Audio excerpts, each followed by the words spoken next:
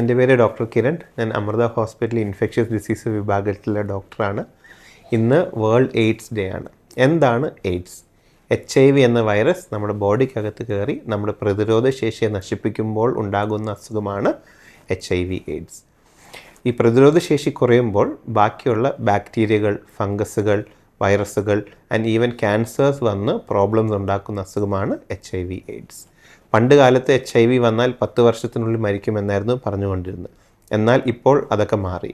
പുതിയ anti viral drugs വന്നതിന് ശേഷം ഡയബറ്റിസ്, ഹൈപ്പർ ടെൻഷൻ പോലെ ഒരു ക്രോണിക് മാനേജബിൾ അസുഖമായി ഇത് മാറിയിരിക്കുന്നു.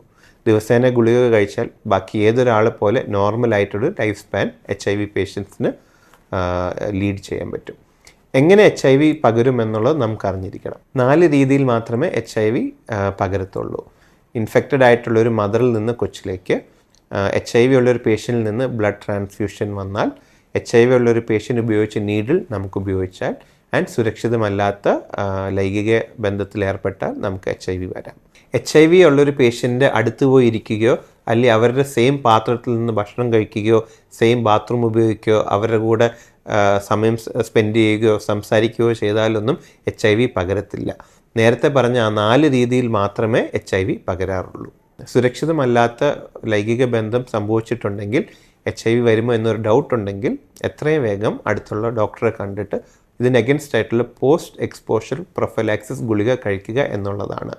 മാക്സിമം എഫക്റ്റിനായി 7 hours കഴിക്കണം. ആൻഡ് 72 hours അഥവാ 3 ദിവസം കഴിഞ്ഞാൽ പിന്നെ ഗുളികയ്ക്ക് എഫക്റ്റ് കാണത്തില്ല. HIV ബോഡിയിൽ കയറി കഴിഞ്ഞാൽ അത് ടെസ്റ്റ് ചെയ്ത് HIV ഉണ്ടെന്ന് പറയാൻ 2 weeks തൊട്ട് 3 months വരെ ടൈമുണ്ട്. അപ്പം നമുക്ക് ഉടനെ ഒരു ഉത്തരം നമുക്ക് കിട്ടത്തില്ല. അതുകൊണ്ടാണ് നമുക്കൊരു സ്ലൈറ്റസ്റ്റ് ഓഫ് ഡൗട്ട് ഉണ്ടെങ്കിൽ പോസ്റ്റ് എക്സ്പോഷർ പ്രൊഫൈലാക്സിസ് ഗുളിക കഴിക്കുക എന്ന് നമ്മൾ പറയുന്നത്. HIV ഉള്ളവരെ തഴയാതെ അവരെ കൂടെ നിർത്തി മുന്നോട്ട് പോവുകയാണ് നമുക്ക് ചെയ്യേണ്ടത്.